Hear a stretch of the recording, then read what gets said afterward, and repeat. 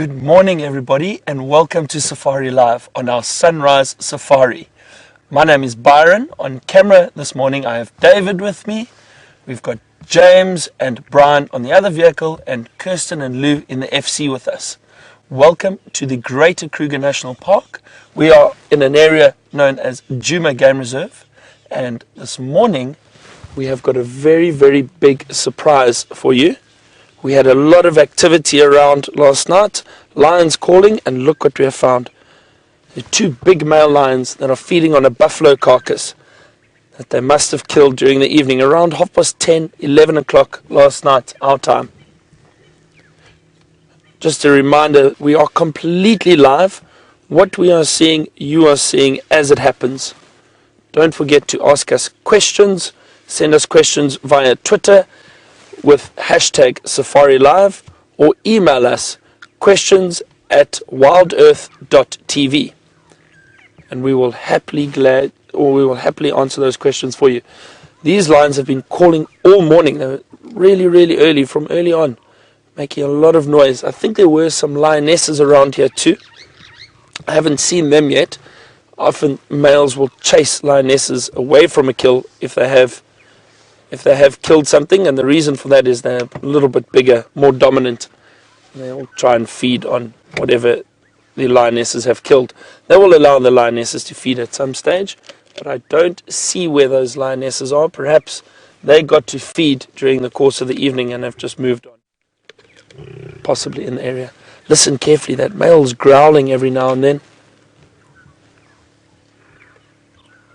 The reason for that is, oh, listen, we might get a lion call.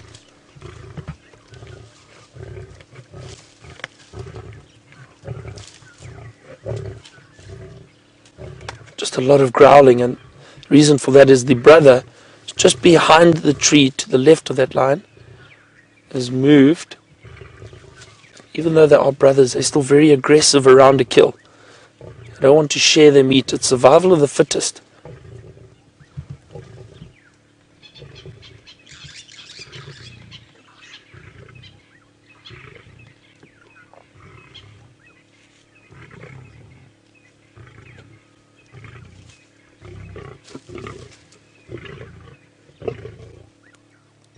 Listen to that deep growl,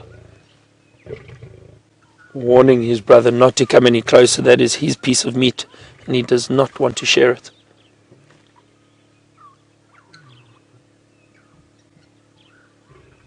The other male got up, and it sounded as if he was going to call. He gave a little low contact call, just a and I thought perhaps he may start calling that beautiful roar. But it doesn't look like it. I think he was just trying to see if there's any piece of meat for him.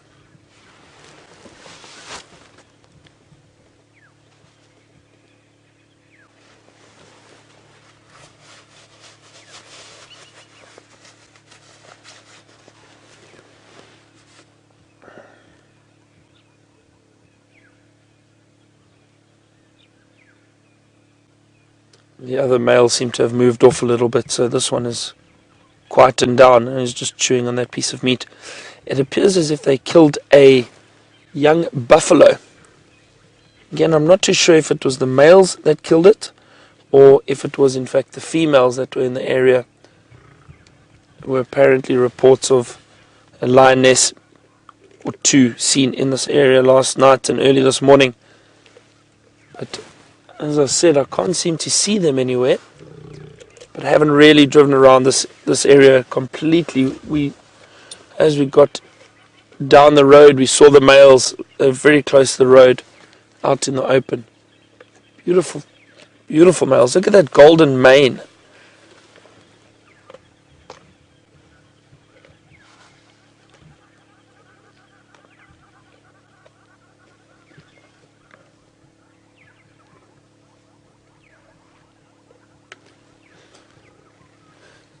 So Leslie from California asked if I didn't hear them during the evening, or if I slept through the roars. No, Leslie, I definitely heard them. They were calling a lot through the night, and because they were so close, it It was a wonderful sound. That lion roar to me is just one of the best sounds in the bush. It really is an amazing sound. I definitely did hear them, Leslie, and early this morning they were calling. I said to James as we got out, I said, those lions sound very close. And we were right. We're not too far from the camp. I'm going to sit here with these lions for a while, see if the lionesses aren't in the area. Let's get an update from my good friend James this morning. Let him say good morning and see what he is up to.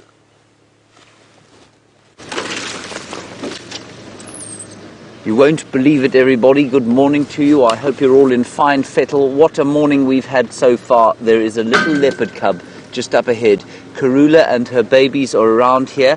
We'll just get you a view of the little cub through here. I haven't seen Mum. Don't know where she is. If you are joining us for the first time, you've joined on a perfect day. My name is James Henry. Brian is on camera. There's the little cub in front of us.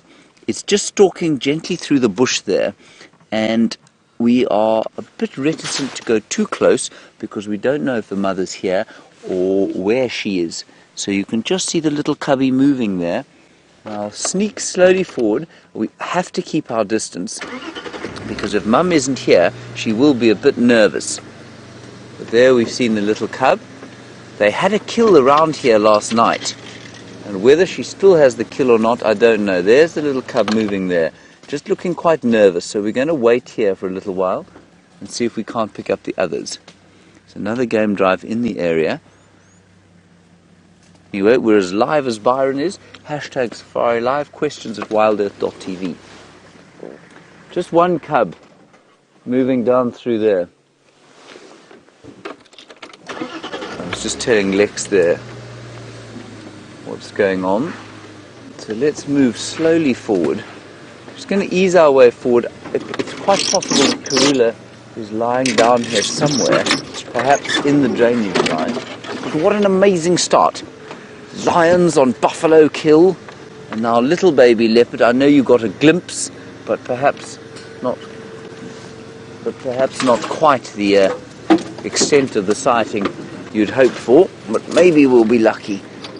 So the little ones just popped into that thicket there. And I'm not going to go bashing around in there unless I know that Mum is around. So we'll just ease our way round. There it is. It's moving through there. She's just moving there. There you can just see the movement. This is characteristic of Mum not being here. So the little ones kind of coming out and playing a little bit. And then when they're disturbed, like unfortunately we are disturbing them, that's okay, we're not harming them, then they do tend to go into cover if Mum isn't around. Now Karula, of course, has been ranging very far and wide of late, marking territory, re-establishing the territory that was unmarked during the time when her cubs were sort of in the den. Lex, I can only see the one cub here. I don't think the mother's here. I'll just quickly check in the drainage here. I'm just going to go around here.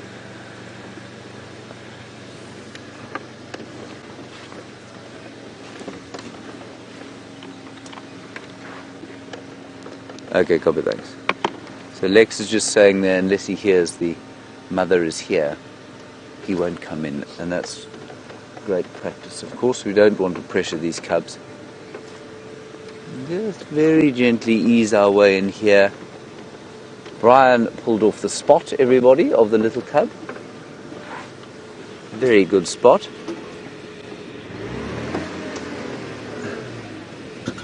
Now, she killed last night, and uncharacteristically for her, there was a tree that she could have pulled it into. Maybe it was a little duiker or something, and I think they fed on it on the ground. I also think that these little ones don't like feeding in the tree. I think they prefer to feed on the ground, and I think that's why she didn't hoist it. But if the cubs are still here, it means that they were not disturbed last night by, say, hyenas, which could have come through here and taken the kill. Okay, it's just in front of us there. You see there? Well spotted.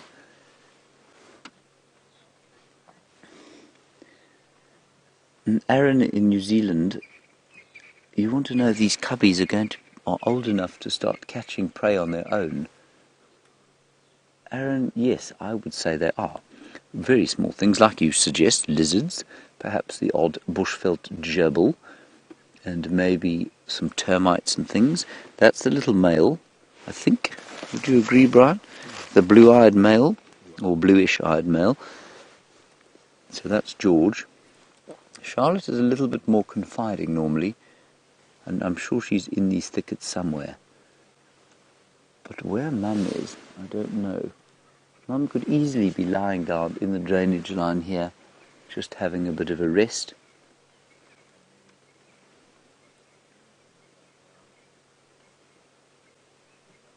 This is fantastic, isn't that lovely? Just looking forward there. Maybe Mum's inside there. Let's just enjoy little George for a while. We're not doing any harm at the moment, so we can be here. We just assess the situation and decide eventually if Karula's here. We have had one sighting of him without his mum before, and he was pretty relaxed. But we won't sort of push vehicles through the area if the mother isn't here. Just see a bit of movement down in the drainage to the right hand side there.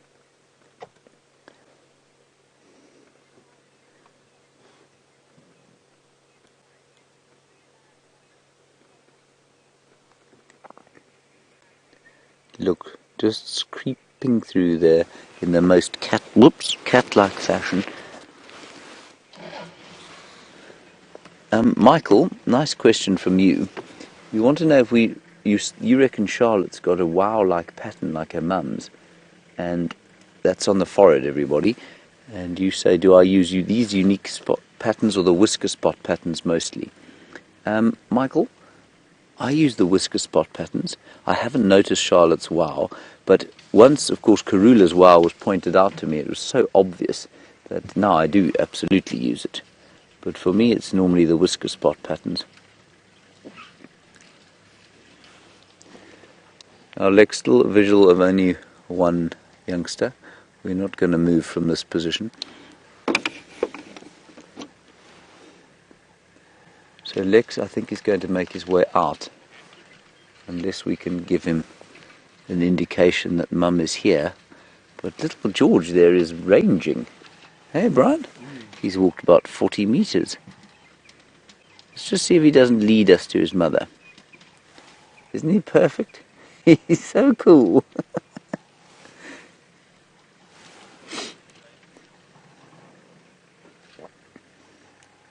I wonder if Mum isn't the other side there. Have you still got him there, Brian? Yeah, it's still moving there. Oh yes, just see the little bit of movement past the tambuti leaves there.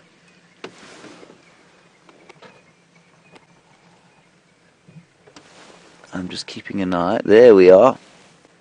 Absolutely brilliant, Brian. He's now walked all the way around us, everyone. So you can't quite see it. But he's basically walked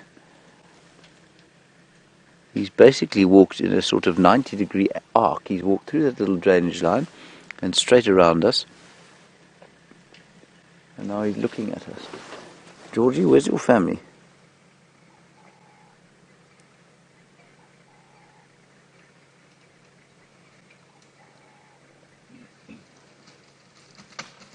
Let's just see if we can, I don't know that is George.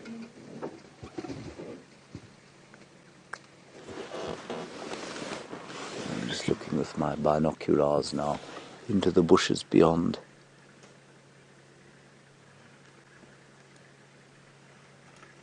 And then Michael, of course, apart from just the spots, you can do things like look at the nose colour, you can look at the eye colour like I'm doing with this one. Alright, we're going to wait and see what happens here. Let's quickly go across back to Byron. There's so much action at the moment. The sunrise, the beautiful lions. Go and take a look.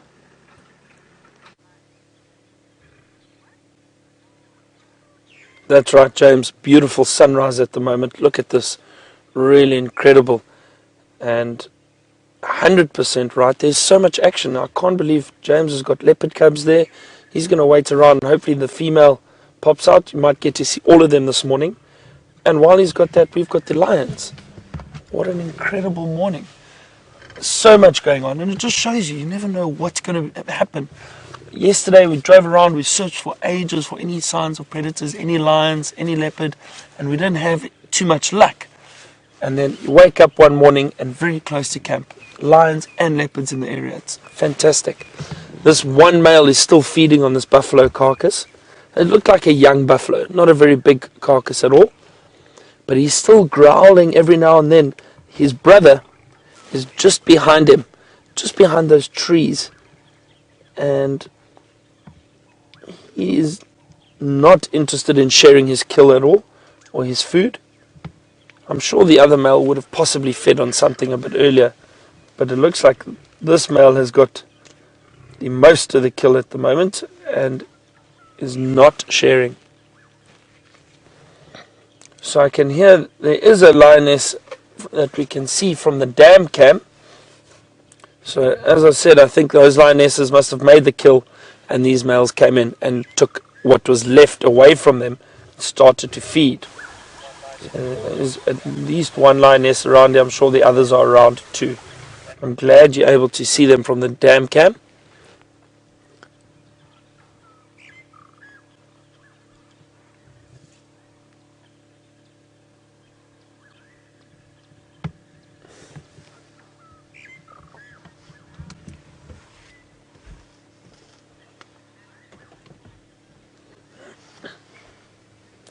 So Maggie from Western Australia has heard these lions growling and roaring, and Maggie has asked, do they hiss like domestic cats? And they do not. They don't hiss like domestic cats. They also do not purr. The only big cat which purrs is a cheetah. That is the only big cat which purrs. Lion and leopard do not. They've got these very deep voice boxes, and they have a lot of cartilage within the voice box, which creates that deep roaring sound and growling sound. So not like domestic cats at all when it comes to vocalizations. You can just see the ear of the other male just there, or you can just see the face a little bit. Look at that, just behind that bush. He's been sneaking closer, and my guess is perhaps these males only found the lionesses with this kill early this morning and came in, tried to get whatever food they could, and this male has taken most of it, and maybe that other male hasn't had a lot to eat yet, but may get a piece, hopefully, once his brother decides he has had enough. But lions, when they do feed, they gorge themselves. They eat as much as they possibly can. Literally until they cannot eat anymore. They will move off, lie in the shade, especially if the kill is large and they can feed on it for a few days. They will lie in the shade somewhere, rest during the day, get up and eat every so often when they are hungry. But they will eat until there is literally nothing left.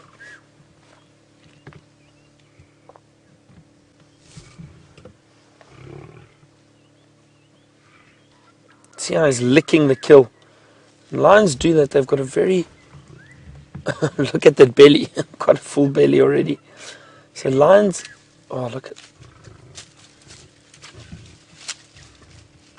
he's trying to move it a little further away from his brother. Around the bush. Oh, look, amazing. So lions, as I was saying while he was licking that kill, they've got a very, very rough tongue. Often they will lick carcasses or kills to get rid of the hair or open the carcass a little bit.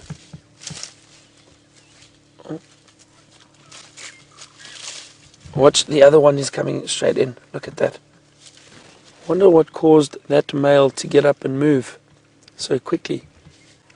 Perhaps he saw a lioness, or he heard something.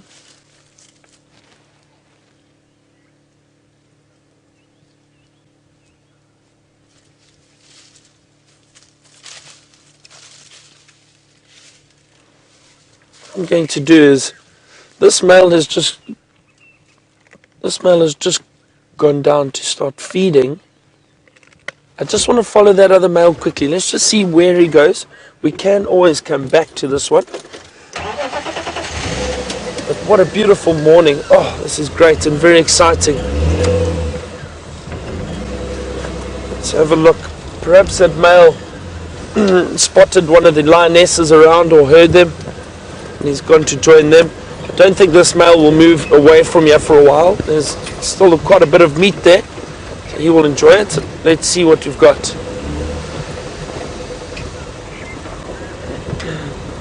I see a lioness.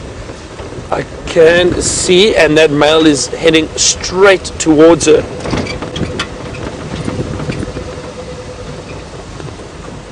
Here we go.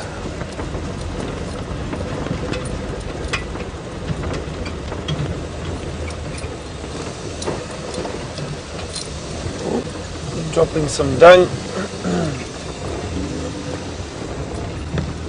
I'm going to try and get both in the shot for you, the lioness and this male.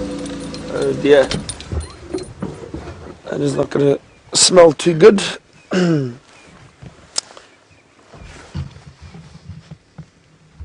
But have a look at how that lioness is lying down in the back. It is a little cold, so it looks like she's trying to warm up, but she was a little wary when this male approached her. And even though I'm sure these lionesses and males have met up a number of times, they are still very, very cautious of males. And let's see the behavior.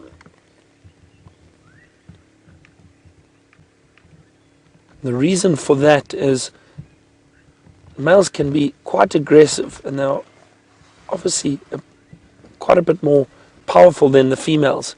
So the females are always just very careful, always hesitant when these big males come into their territory or into the area. Males like this often will try and see if the females are in estrus whenever they meet up, to see if they can mate with them.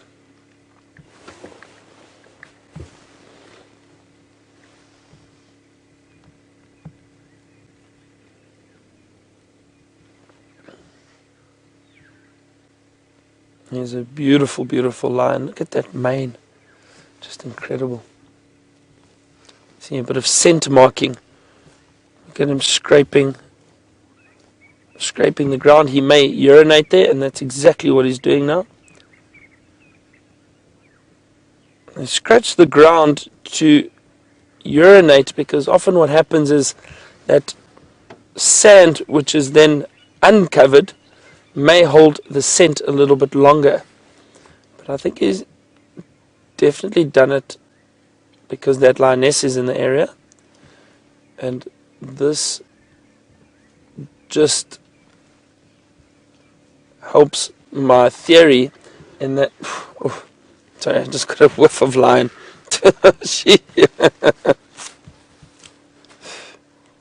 Not a great smell at all. Anyway, I was getting back to my theory in that I think these males stole the kill from these lionesses. That's possibly why one or two. But look how he's scent marking there again. Rubbing up against the bush.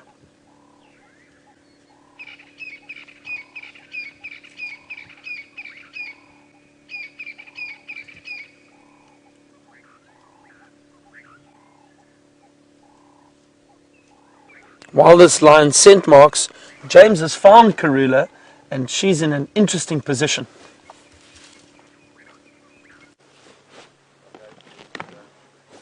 How awesome is this, everybody?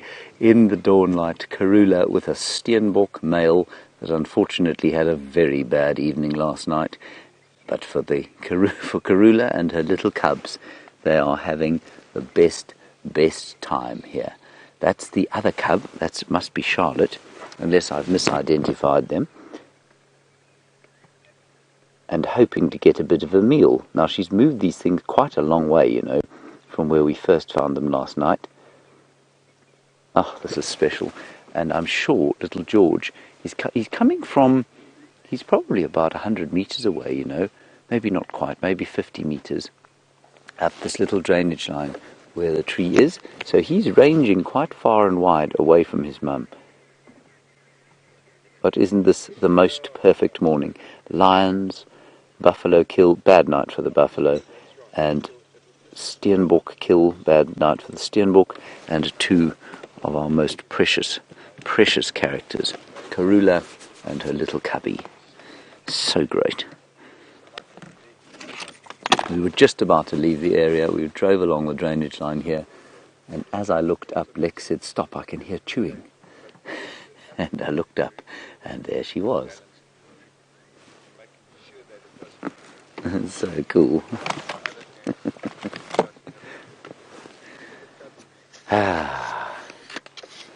Brian, all is right with the world, wouldn't you say?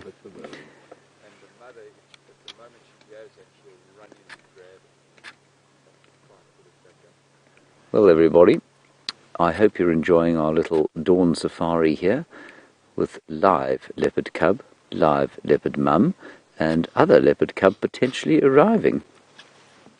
Now, Elizabeth, you want to know how old these cubs are and whether they're the size of a house cat.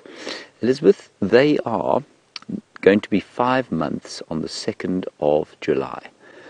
They are bigger than a house cat now, and you wouldn't believe the size of the little paw prints they leave. They're about the size, what do you say, of a Scottish Terrier, that sort of size dog, maybe a white Highland Terrier, like that sort of thing. So they're a little bit bigger than a house cat. They're certainly more solid, and they've got big feet. Their feet are not much smaller than their mums at this stage. And so a house cat, I think you'll probably find, where they weigh about 8 kilos, perhaps, 20 pounds. I think these little chaps will probably be into the region of 10 kilograms, 11, maybe 12 kilos. Wonderful stuff.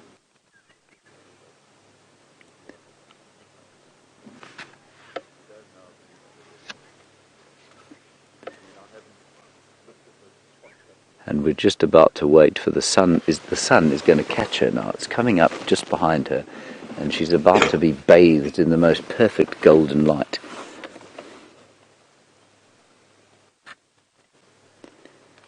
Ah, yes, very nice.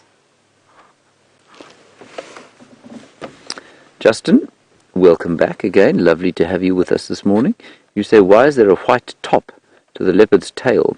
Justin, there's a white top because when they follow each other through the bushes, especially when she's got little cubs like this, it's difficult for them to see each other, and that white tail tip, like so many sort of white bits at the end of animals, is a following mechanism. But at the same time, and this is a little bit more controversial because you won't read it in a book, but you will definitely see it, when a bird alarm calls, when a leopard, say Karula, goes on a territorial marking spree, or she's hunting steenbok like this, when a bird sees her, it will often start alarm calling. And what the leopards do is they kind of flick the tail up as a sign of surrender, almost like a white flag saying, I'm not after you. And we have the birds almost always then go silent, or they certainly lose their enthusiasm for alarm calling. I'm just going to tell Aubrey what's going on. Morning, Orbs. There's a pride of lions on a buffalo kill just south of Yuri's house, and Karula and cubs on site just to the east of Mvubu Road, south of the junction with a shortcut to the Gallagher Pan.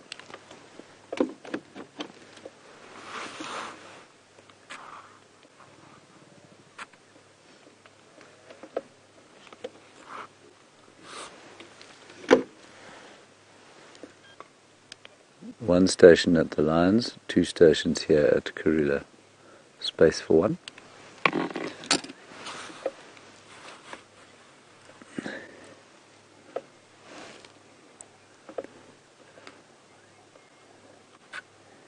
So I was just updating Aubrey there. Aubrey operates out of Gallagher Camp. Not Gallagher Camp, yeah, we'll use Gallagher at the moment. And that's one of the beautiful camps here at Djuma. And were you to come and visit us here, you could stay in one of those camps, and you too could have the best kind of morning here with two of Africa's most perfect animals.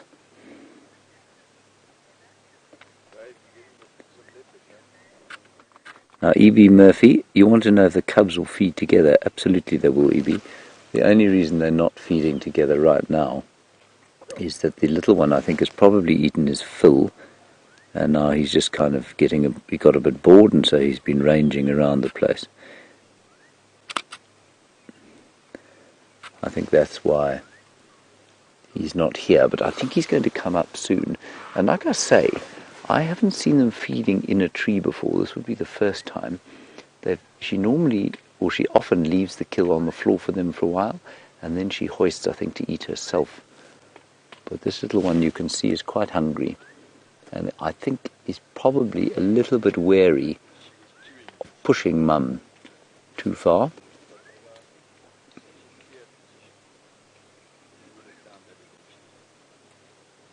Oh, it's wonderful. Isn't that, look how patient she is? Definitely the female cub.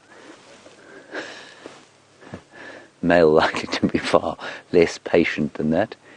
Just keep looking behind us towards the rising sun, which has bathed the land in gold and yellow now, and I'm wondering if little George won't scuttle along the drainage line and decide to come through for some meal, because that would be very special. You see how she looked down there at the ground? I wonder if the other cub isn't approaching, hasn't snuck in without our notice. Brian, would you like me to shift forward a little bit? Let me just see if I can get a slightly better shot. I'm actually thinking of going all the way around there, Brian. What do you think? Okay, we're just going to move everybody. She's not going anywhere. So we're just going to go around and see if we can't get into that position there where she's not quite so obscured by all the branches.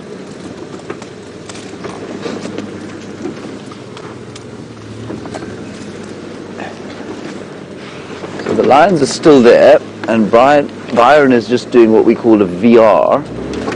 Are we okay there? A VR segment, which is that you've seen that ball of GoPros on the front of the vehicle, and they're just doing one of those segments. But while we've got beautiful Karula, I don't know how long we're going to be able to stay here, because I'm pretty sure that once everybody starts moving around, they're going to come into this area. So we're going to milk this for all we can while we can. And for those of you who are new viewers, it's wonderful to have you with us. Of course, we don't have a morning like this every morning, do we?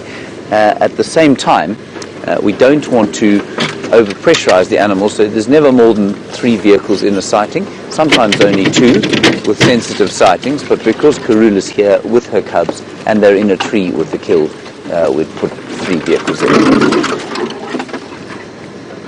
Ah, here we go, it's going to be a good one.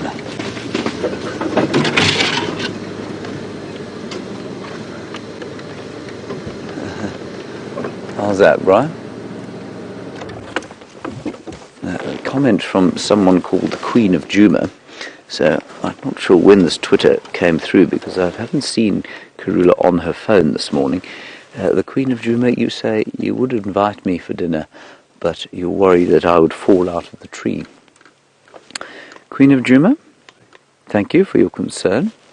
I fear me you shouldn't worry that I will fall out of the tree. I would like to reiterate that when I had my small accident 2 days ago, I didn't in fact fall out of the tree so much as just fall to a lower position in the same tree. Fell down the tree. It's not the same, yes, exactly. Fell down the tree. Well, everybody, it doesn't get much more quintessential than that.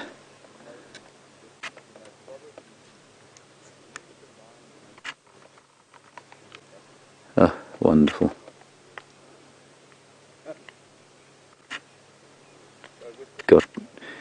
He's got it bang on. He says he reckons that she probably pulled this thing up the tree when the lions came past. She would have heard them coming past. She would have heard the buffalo meeting its rather nasty end. and she probably then moved this kill up into the tree. And the cubs may or may not have gone with her, but I think they probably would have. I'm surprised she didn't put this thing up in a tree yesterday straight away. I don't really know why that she wouldn't have.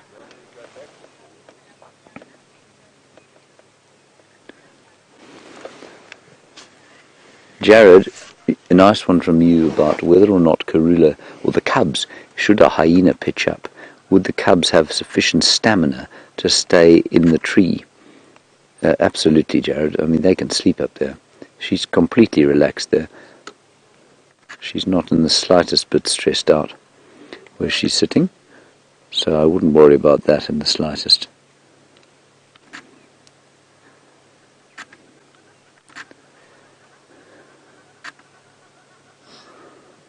And the other one, I genuinely think the other one is probably bored. I think he's had his fill, and he just went on a little ranging mission.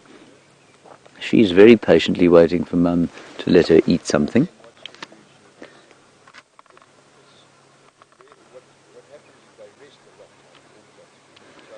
Oh, this is just too special, isn't it? The sun, you can see, is catching her the other side. The other side there, you can maybe just we can perhaps hear the other vehicle is actually almost impossible to get a shot of her face there. So that's why we came around here, but we can move around at some stage, and we'll see if we don't get a better view. Was the little one moving there? Brian, I'm going to try another slight sneak forward. Let's see if you don't... I think you're going to get a slightly better view from there. There we go. How's that? There we go. Perfect. That is lovely. And I know it's a little bit grim, but that sight there of the blood red in the tree is quite something.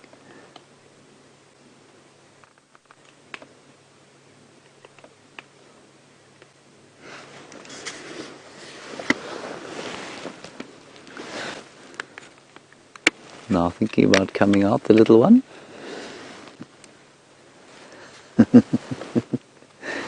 So Jared, you can see there, I mean, that's probably not a particularly comfortable spot for her to be. But when the last time we found George and Charlotte when they were on their own, she was on the ground, sitting on a termite mound, and he was in a tree. He was sleeping in a tree.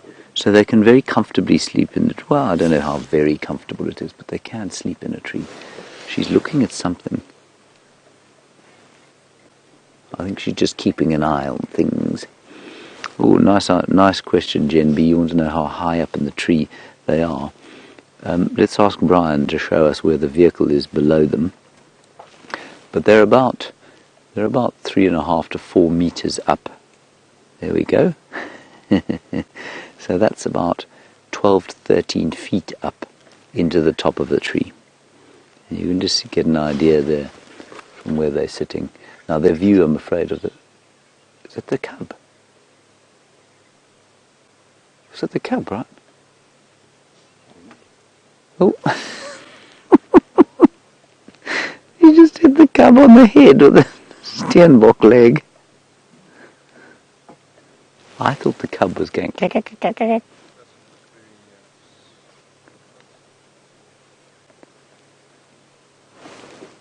It's just here. He's actually looking around. I wonder if that other little one isn't sneaking up towards us through the drainage. Maybe he'll climb up the tree.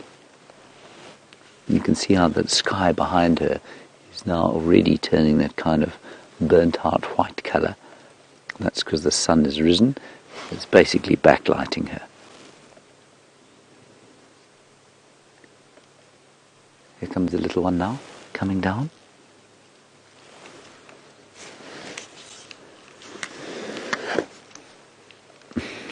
This is fantastic.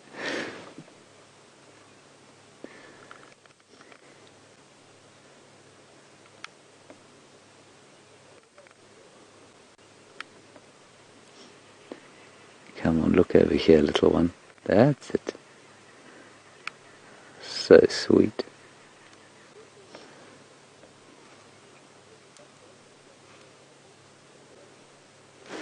Let's see what she does. I think she's got tired of waiting for Mum to give her a gap at the table.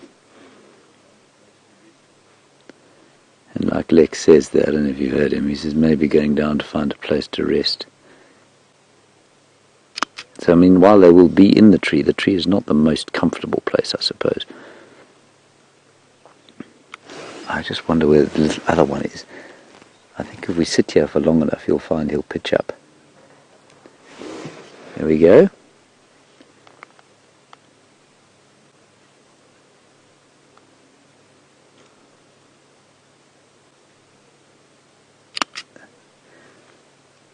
Just lovely. Hey, we are so lucky.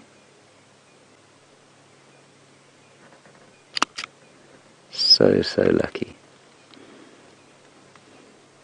Their Mum's calling. Don't know if you heard that. Oh.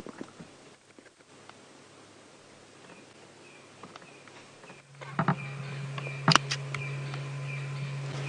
taking a number of very horrific photographs. You're all getting a beautiful picture. Oh no, back up again. You see, I think Mum called there and said, "Where are you going? Come and have something to eat. You need to keep your strength up, my dear."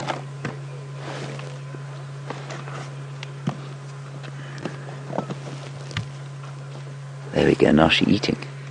She looks like she's going to be. I haven't got quite the same view that you do. Oh, look. This is fantastic.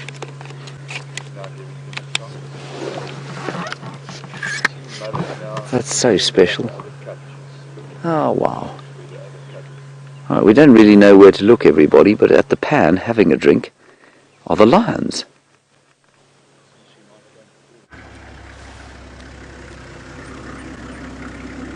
What an incredible morning. Leopard cubs, the female in the tree with the kill, and we've got this beautiful male now drinking. This was the male that we saw first, who was feeding on that buffalo carcass. When lions feed, they do get very thirsty afterwards, and the reason for that is there's a lot of salt in the blood of their prey. So they do get quite thirsty, and they would love to come and drink very soon after feeding. Luckily for these lions, the water hole is close by. Just watch him drinking. Watch how he's lapping up that water. Now I think he may be here for quite some time. The reason for that is lions generally don't pick up a lot of water with each lick. Their tongue curls back and they lap up little bits of water with each lick or lap. So they don't get a lot every time they do that. So they'll stay down there and drink for quite some time until they've quenched that thirst.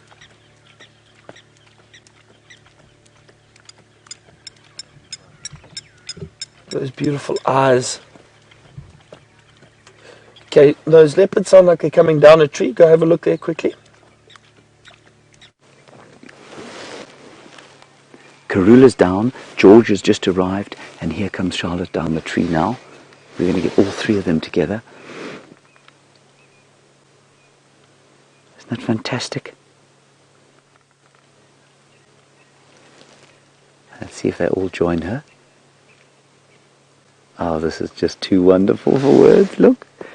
Leopards climb trees very elegantly. Their ability to come down them, though, is not dissimilar to my own.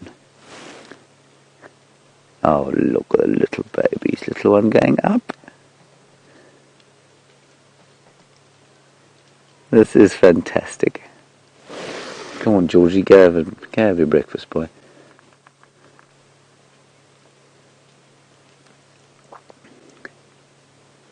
That's very independent of him. You know, he did the last time they had a kill together. George also went off on his own to feed on his own. Now Charlotte has gone into the drainage on her own. And Karula just sitting there having a bit of a clean in front of Lex.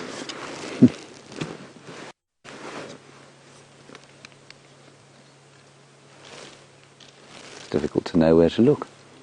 Even just this one sighting.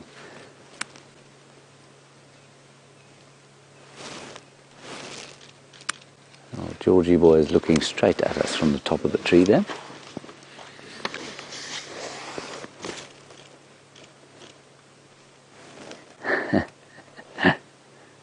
Oh, wow.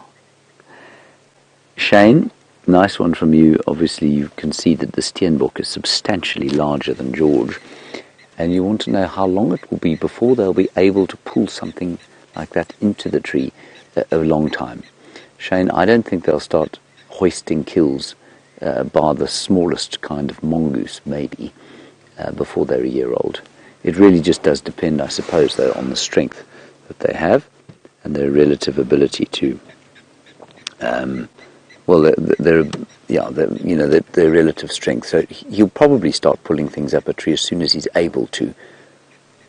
I mean, look at the strength there. That's pretty impressive strength.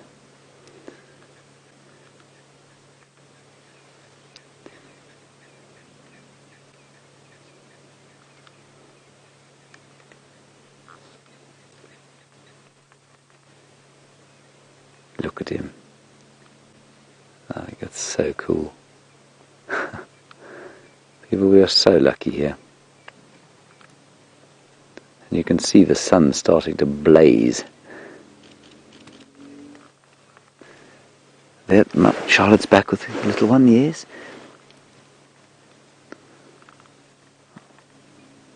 So pretty.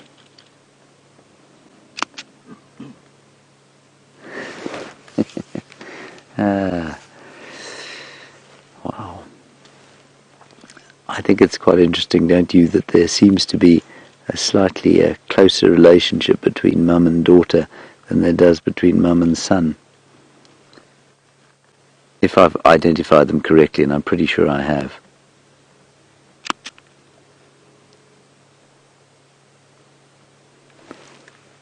Oh, she's looking up, thinking, don't finish it all, Georgie boy.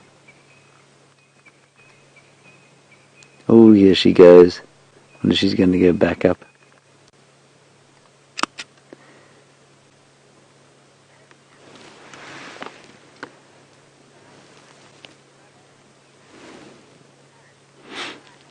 Michael, very nice question from you about at what age I think the size difference between the cubs and the mum will change.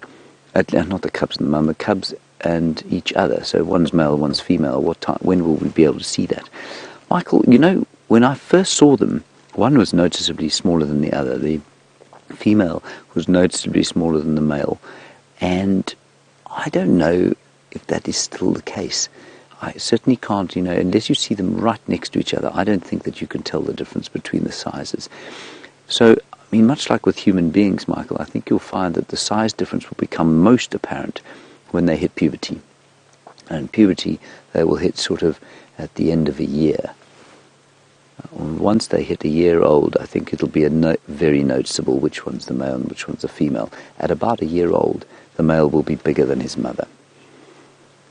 And then he will almost certainly be bigger than his sister, unless his sister is unusually large.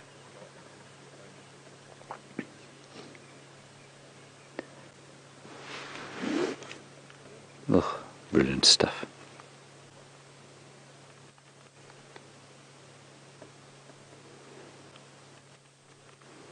She's just keeping a very wary eye. Right, while we wait and see what happens here, let's just quickly go and get an update from Byron and his lions. I ain't going nowhere.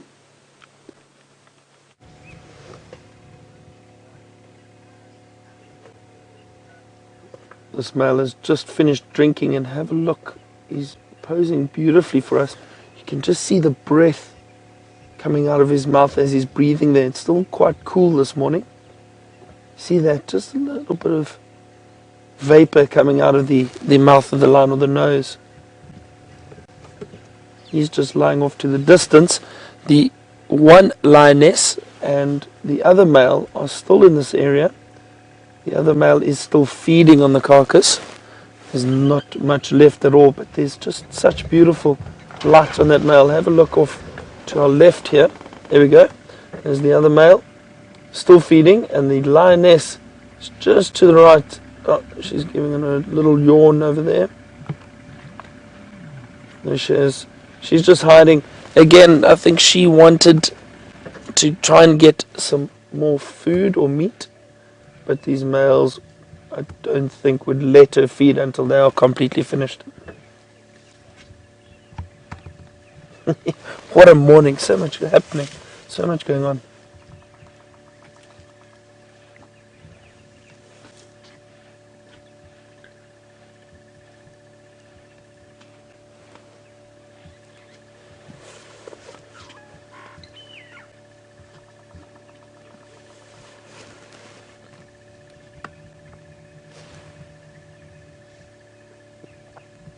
It's a beautiful winter's morning. This sun is rising faster and faster. It's quite high up already, and it's starting to warm us up a little bit.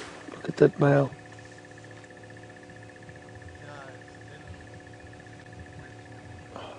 Beautiful. See, he's got a little bit of blood on his paws from the kill that he was feeding on, and he's just cleaning himself.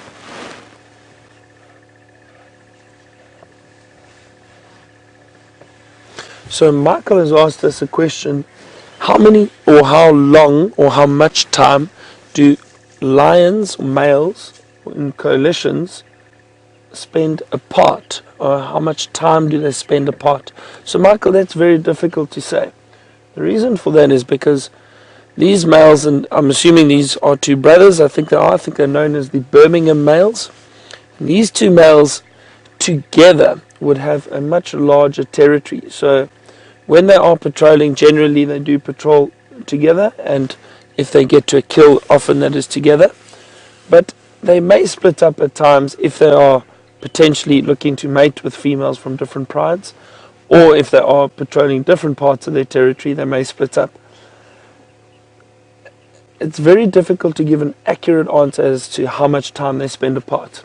And I have seen generally, perhaps an average, maybe 2 to 3 days out of a week they are potentially apart.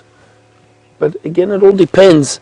It depends if they have a kill, or have they met up with a pride of lions where where 1 or 2 females are in estrus.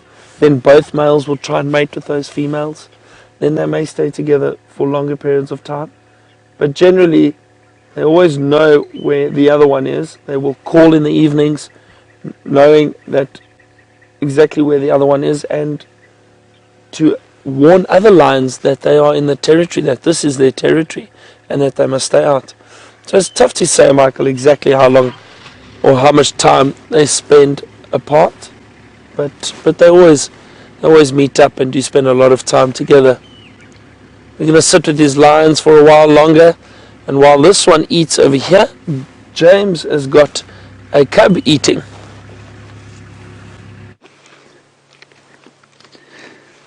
Hello everybody at Rodine in grade 0. I think you've joined us, is that correct, Kirsten? No, you haven't joined yet. I will start to talk normally again. Here we are with Karula and her little cub, and she's not moved actually, she's still sitting down there. We just shifted slowly down towards the drainage line a little bit so that we could get a slightly better angle. Not sure we've achieved that, but we have got better lighting slightly. And so I think we're just going to sit here for a little while and see what transpires. Not sure where Charlotte is. Charlotte seems to have gone down into the drainage line. She's probably lying down in some soft leaf litter. He eats on the little bits of steenbok that there are there.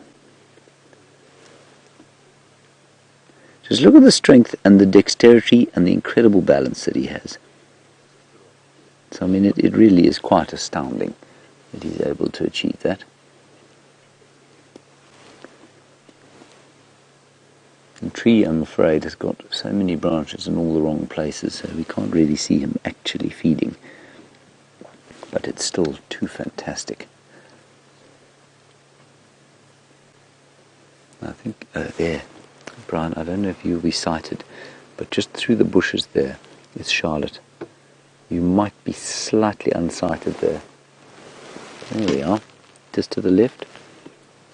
Yeah, right there. That's her. Believe it or not, everybody, just that little dark patch that you can see. I can ease forward, but I think we're going to lose. Let me just try, hang on a sec. There, you'll get her now. She's just through there. Can you see her? Yeah, I'm not going to go any further forward, everyone. But Charlotte is there. There's Mum, cleaning her little paws.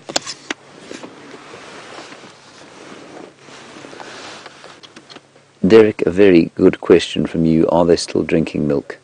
Derek, no, they're absolutely not drinking milk at the moment. They finished that when they were about 3 months old. They're nearly 5 months old now. So they might be trying every so often to see if they can drink some milk. But no, they're not allowed to drink milk at this stage. And so they will become very hungry for meat.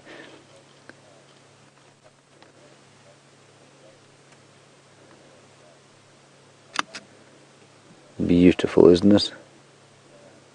Oh. And you can't believe the action going on everywhere at the moment. We've got our lions, of course, they've killed a buffalo.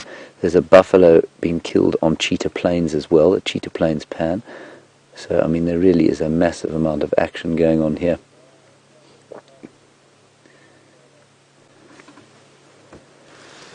Ah, too fantastic for words.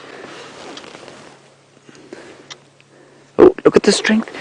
He's picking up something at least, I reckon, 3 times his weight. That is unbelievable. I've never seen that before.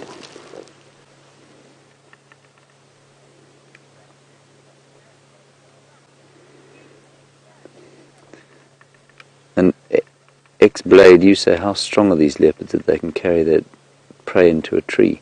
Well, the answer, X-Blade, is very strong.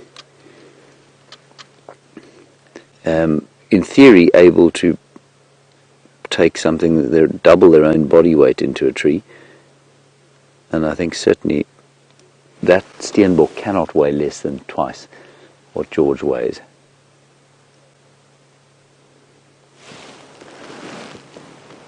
I'm just going to talk on the radio quickly.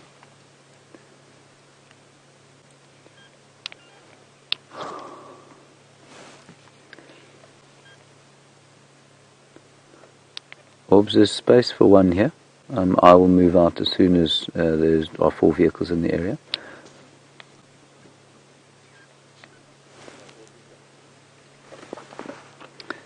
So I'm just organising on the game drive radio there, everybody. Everyone's now starting to move around the place, so people will want to move in and have a look here.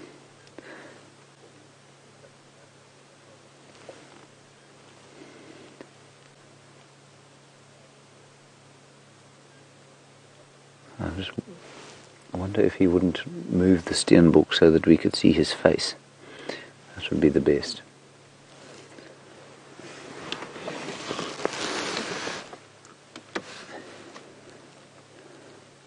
I wish you could see the other little one just poking through the bushes there, but it's just not possible for me to move into a position where you can.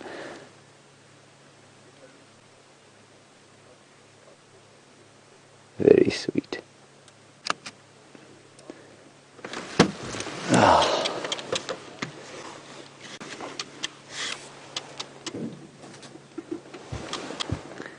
You see it there, Brian? There she is. There you can see the ear, everybody. Look, there we are. And look at the colours, the gold of the leopard, the black and the white, a little bit of red on the leaves and the green, all shining in the new light of the day. Just so perfect. Now, Photo Hutch, you want to know how often it is that she has to kill.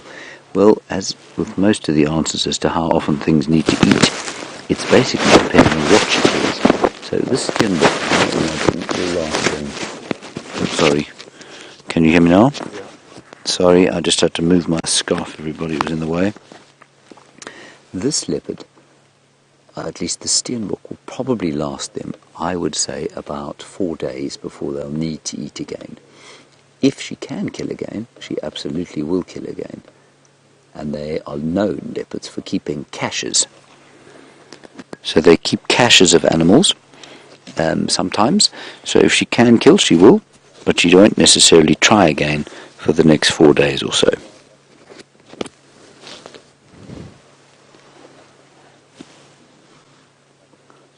I cannot believe the strength in that little leopard. I'm astounded. There's quite a lot of meat left there, hey Brian?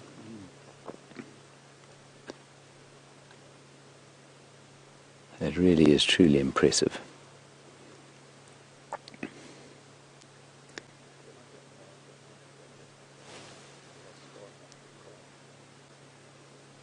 We're just going to sit right here. Now, I know it maybe looks like Lex has got a better view where he is, but he doesn't. He's unsighted by lots and lots of bushes in the way. And you may be... Alright, we're going to sit here. We're not going to go anywhere. Let's go across to Brent. At least not Brent. What's his name again, Brian? Byron. Let's go across to Byron and find out how those lions are enjoying their beefalo. Full action morning here at Safari Live. Thank you very much, Jamie. James, sorry, what? Anyway, whatever, James. Don't forget my name. We're still sitting with these lions. We've got that lioness hiding through the back there, watching closely while this male is feeding. Still just the one male feeding. The other one just moved off a little bit and laid down. He's full. He's had some water. So very happy. And this male seems to be finishing what is left of this carcass. I'm sure if he has enough, though, the lioness will try and get a little bit of food.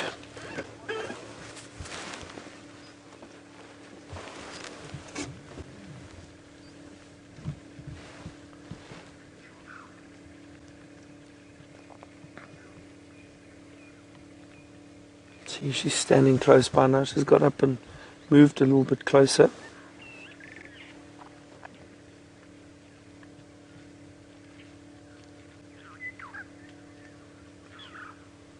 Such an amazing morning. So much going on right around or within a kilometer, or James and I are within a kilometer of each other, very close to each other, and everything's happening here. It's amazing.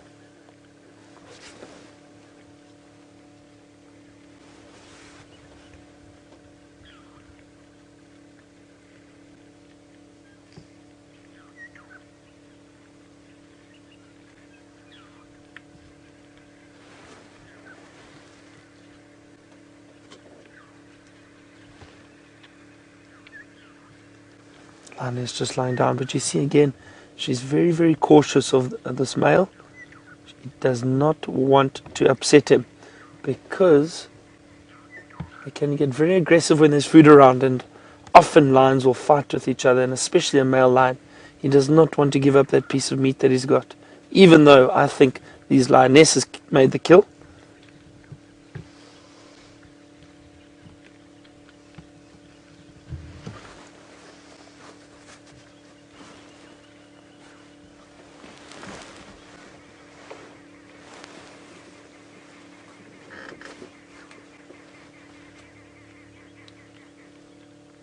I don't think James or I are going to go anywhere for the next little while. There's just so much happening here. Incredible to see. Lions, leopard with cubs.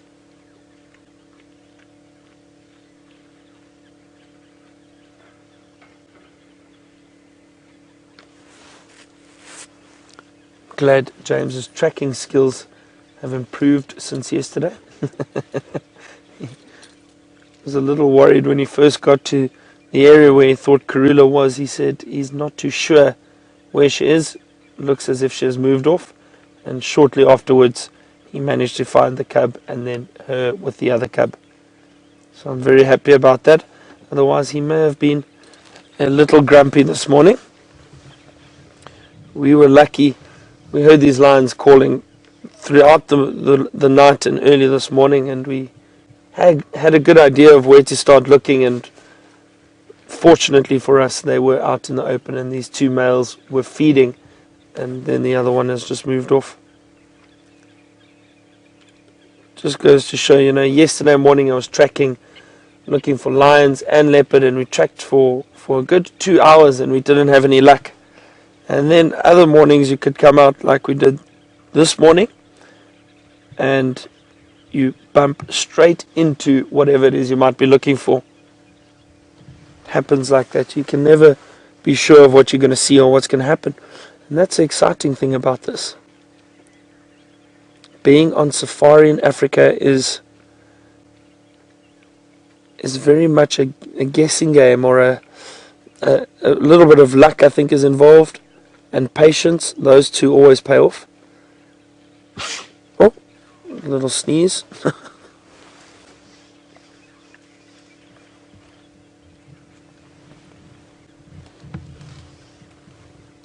This is, oh, you see, a little bit of a growl there. A little bit aggressive towards that lioness. She's getting a little too close.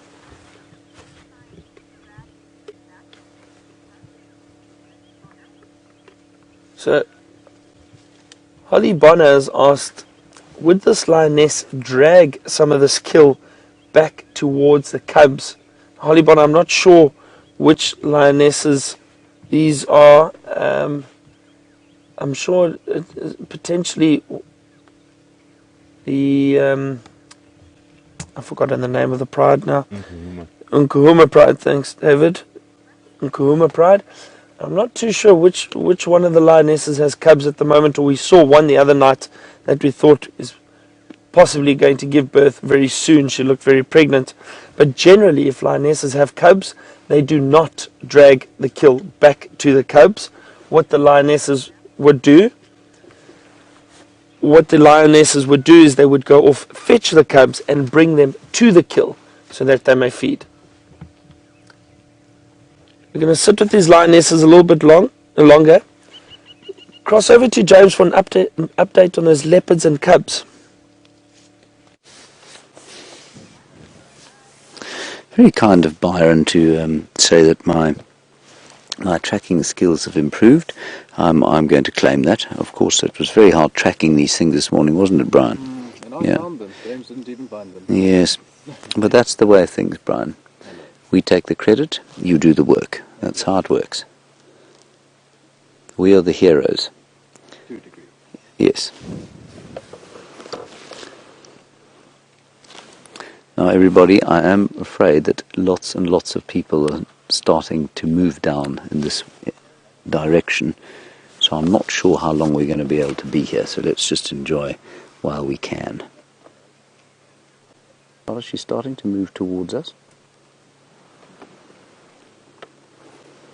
What we really want, of course, is all three of them in the same shot. And no, one shouldn't be fussy, but one cannot help it at times.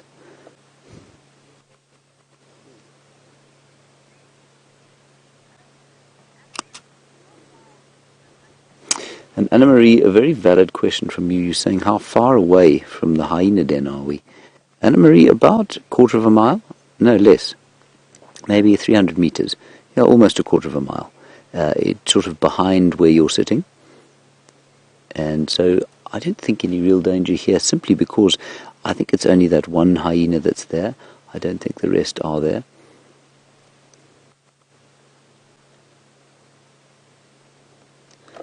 See, they can hear the other one coming. Here she comes. I'm just going to quickly get my binoculars out and make sure I haven't misidentified these things. Yeah, that's George. And Charlotte apparently coming up through the bushes. You can notice that from two things. First, the fact that they're looking down into the bushes, and second, the rapid machine gun fire of one of the cameras on Lex's vehicle. Here we go, here we go. There she is. Oh, sweet. Hey, isn't that wonderful? Oh, that's precious. Precious, precious stuff. Now, maybe she'll go back up the tree. I suspect she may well.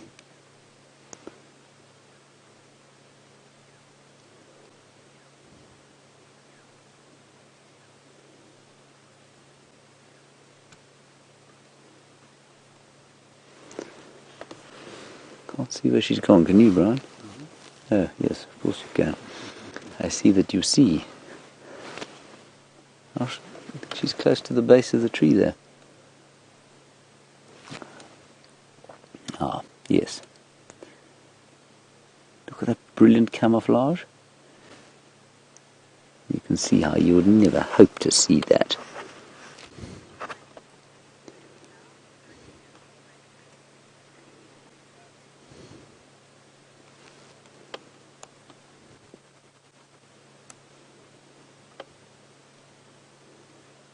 Sneaking through the bush there is Georgie. He's gone off into the drainage line there. I was hoping he might come towards us.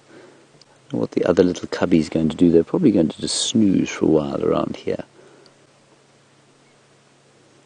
But don't you think it's interesting how they're ranging away from their mum?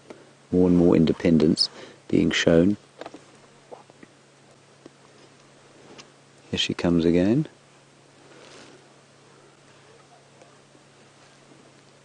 Here we are.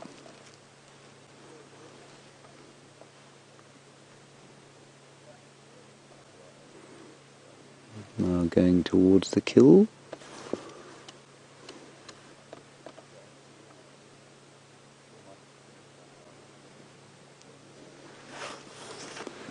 And I can't. There we go. It's just fantastic.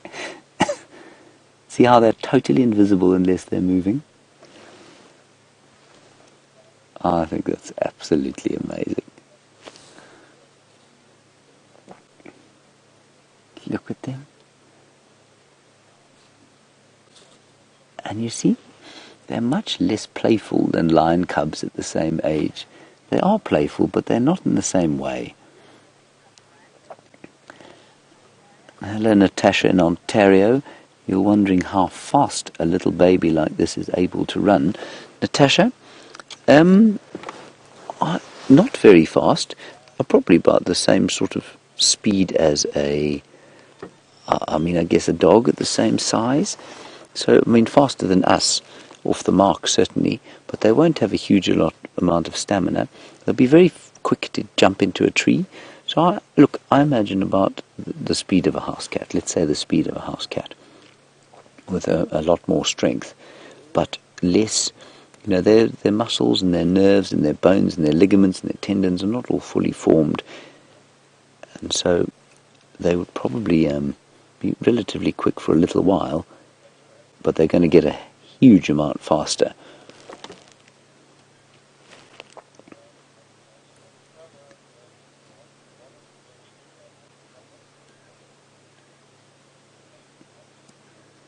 What a joy.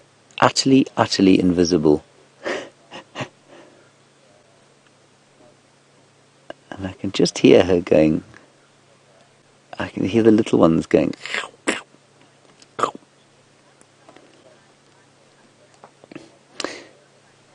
Yeah, Georgiana, this is why I'm also getting a little bit confused. You're saying, have Charlotte's eyes lightened up a bit, because they both look like they've got quite light eyes. And I have to agree with you.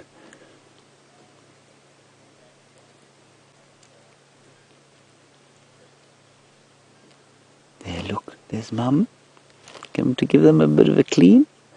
Make sure that they don't have any Steenbok guts on them. It's very important that, Brian. Can't let your children have Steenbok guts on them. No, don't. Very important lesson Karula teaching us here. One day when I have kids, I won't let them Get Steenbok guts on them. That's good. Well done. Excellent.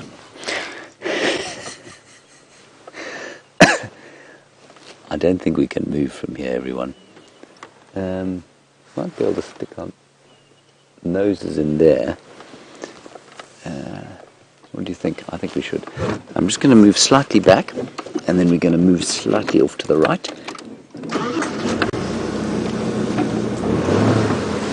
Try not to rev the car too much. While I reposition and try and get a great picture, let's head back to the lions. What's it? Brent.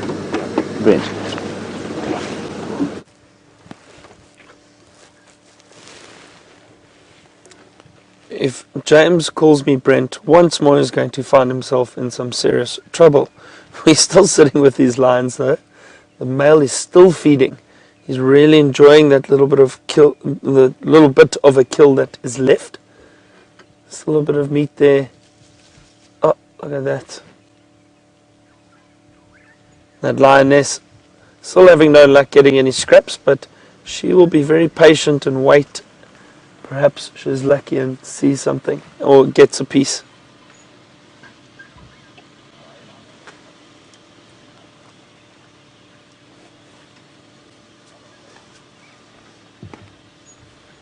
The sun is warming us up nicely now. It's becoming very relaxing sitting here watching these lions.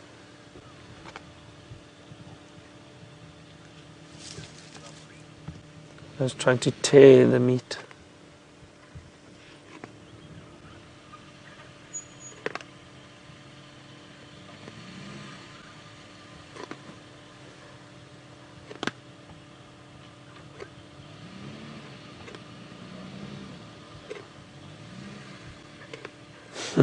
It's almost like he's full, but he has a piece of meat, so he still wants to feed on. So he's not giving up. He's just chewing on whatever he can, licking it, getting as much of that food as he possibly can.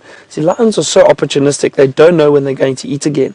So they'll try to feed on as much as possible in as short a space as possible. They'll constantly feed until the kill is completely finished before they decide to move on.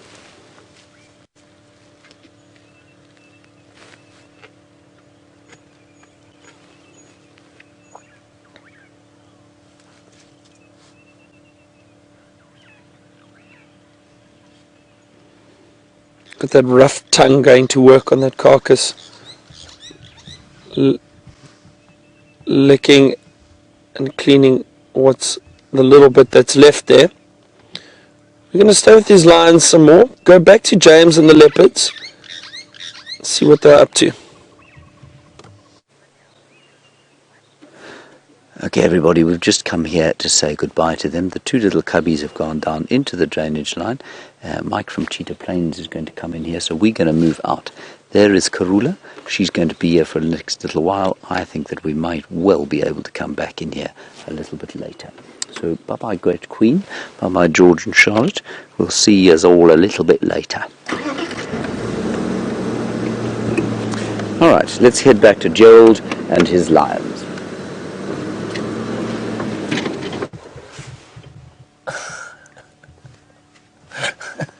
James. So, what an amazing sighting James had with that female and her two cubs.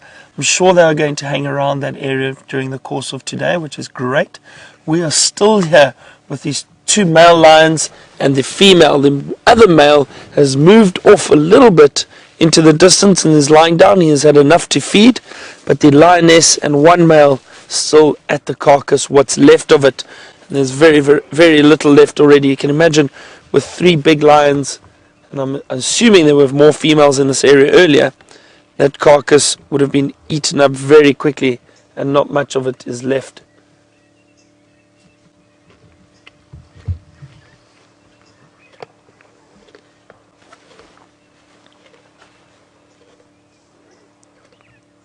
We are going to be having a group of schoolgirls joining us shortly this morning from Rodin School in Johannesburg. Looking forward to that, and the young girls sending through their questions. A grade 0 class, which should be a lot of fun. It's always great to get questions from these young kids, very curious and inquisitive about what's going on in nature, and it's wonderful to share what we have with them and what we're seeing.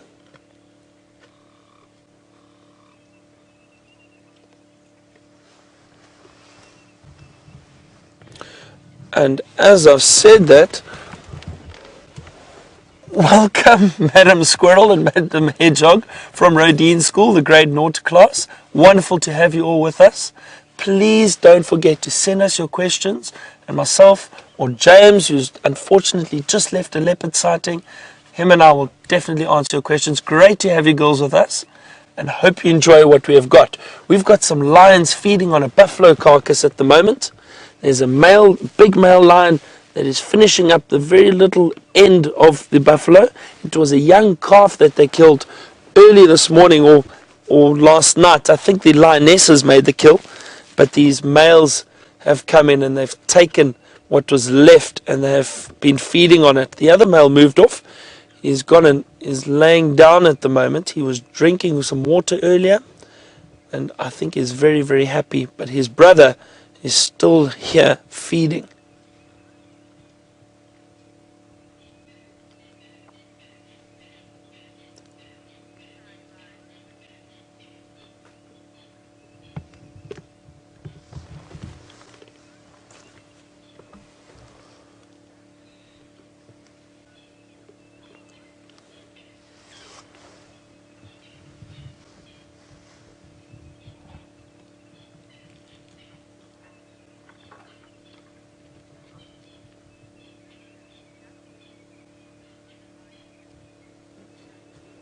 So Justin has asked us how much meat can a lion eat during a day.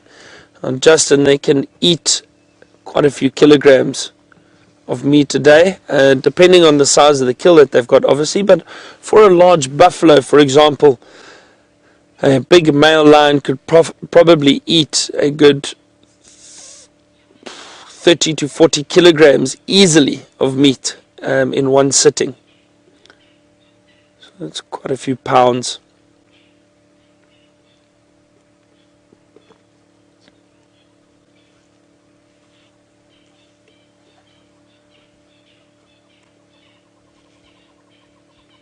No, but Justin, it's tricky to say. I think it does all depend, as I mentioned, the size of the kill, and you know, I've seen 2 lions or lionesses devour a full-grown impala within a few minutes, within 15-20 minutes. Now, a full-grown impala is probably around 50-60 kilograms. Really big male. If you take the stomach contents out and that, they're probably around 40 kilograms or so, 40 to 50 kilograms, and 2 lionesses devoured that entire carcass within minutes. So that's a good 20 to 30 kilograms of meat that they each had. They will eat that very, very easily. As I said, they gorge themselves. They'll feed on so much meat, as much as possible, until they really can't eat anymore. Then they will rest. And if they have a larger carcass, they will then return and eat later. They won't move very far from the carcass. They'll always stay close by, protecting it from other predators that might try and steal it from them. We're going to stay with these lions a little bit longer. There's still so much going on here, a lot of activity. While I do that, James has got large grey animals to show you.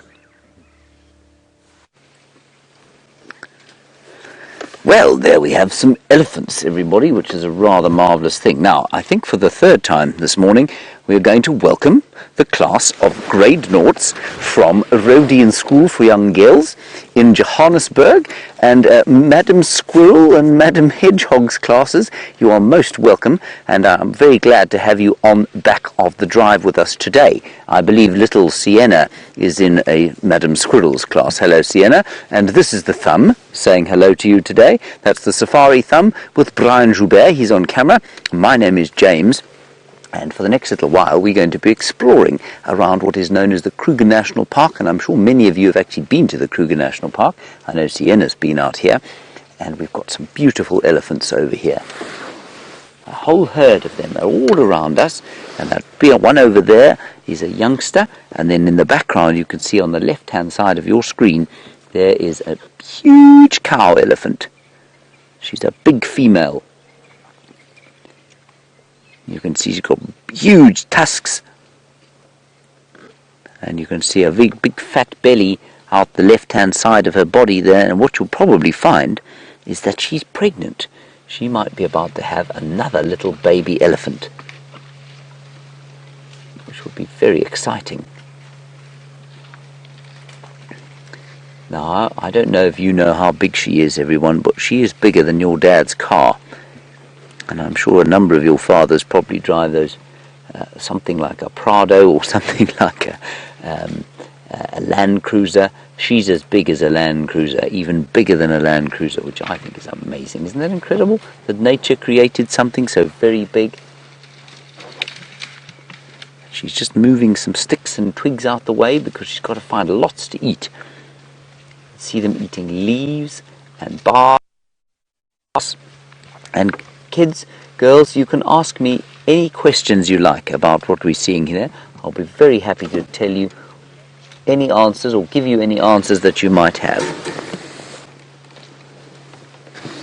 That one is probably older than you guys. I think you guys are sitting at around 5. Oh, look, pushing the tree over. Naughty elephant. Naughty. Oh, dear. Oh, well, now, I'm sure many of you thought that's terrible for the tree, but it's okay, you know. Even though that elephant has pushed over the tree is not going to be very happy, but the termites that are going to feed on the tree now, and the beetles that will go and eat the wood inside, they're very happy. And even though the tree has been pushed over, and even though that elephant has not eaten anything of the tree, it will probably still survive. Now, there's a very large elephant. She's a huge, huge elephant here. Hello, Hannah. You want to know why elephants need trunks? Well, Hannah, you have a nose, of course, and you know what your nose is for. It's for smelling things. And that's one of the things that the trunk has to do. It's used for smelling things. It's also used, if you watch them carefully, to pick things up off the ground. They can't bend over and put their mouths to the floor, and so they need their trunk to eat. You see that? She moved that piece of bush out the way. She'll be picking up little pieces of grass. She also drinks with her trunk. It's like a huge straw. She sucks water up into the trunk, and then she sprays it into her mouth. And I also know that many of you will be starting to learn musical instruments this year. You won't be, I think you're all a bit young to be learning the trumpet yet, but that trunk is like a big trumpet, and when the elephant is very cross, then she will blow it and it'll go, and it sounds like a loud, loud trumpet. I'm not going to make a big noise here though, because we are very close to this elephant now. Hello, Sienna. You want to know how long these little babies stay inside their mummies? Well, they stay inside their mummies 22 months. Now that's almost 2 years. Now I think you guys are all about 5 years old. So it's almost half as long as you have been alive. They keep the babies inside the stomach. 2 years. So you've got to go. Can you know how long it takes for you to get from one birthday party to the next birthday party, and how long it takes to get from one Christmas to the other, and it seems like forever and ever? Well, imagine 2 of those. That's how long an elephant youngster is inside its mum. And we call an elephant mum a cow, and we call an elephant baby a calf. Now, Nina and Gabby, you're wondering about the horns. There are no horns here. Those are tusks, okay? So everyone say tusks, and then what I want you to do is put your hand to your mouth and touch your 2 front teeth. Can you all do that? Touch your 2 front teeth. I'm going to tap my 2 front teeth. There, I'm tapping them now. Those 2 front teeth, everybody, are exactly what those tusks are. It's just that they've grown very, very long. So you can imagine your 2 front teeth that we were just tapping there, growing all the way out of your mouth. Now this cow is coming quite close, so I might have to start the car and move. But we're just going to sit very quietly. So everybody be very quiet, because we don't want it to get cross with us. We want it to be very relaxed, and we want it to be very calm. So just whisper, be very quiet, everyone. Are you all being very quiet? Shh.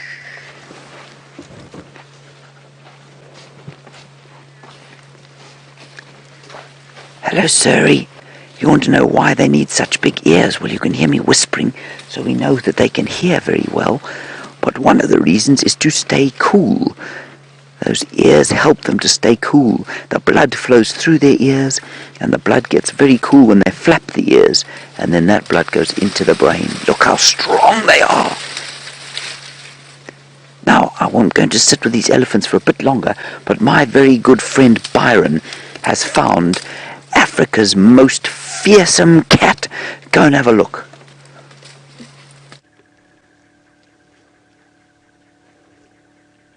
That's right, James. We have found some fearsome cats.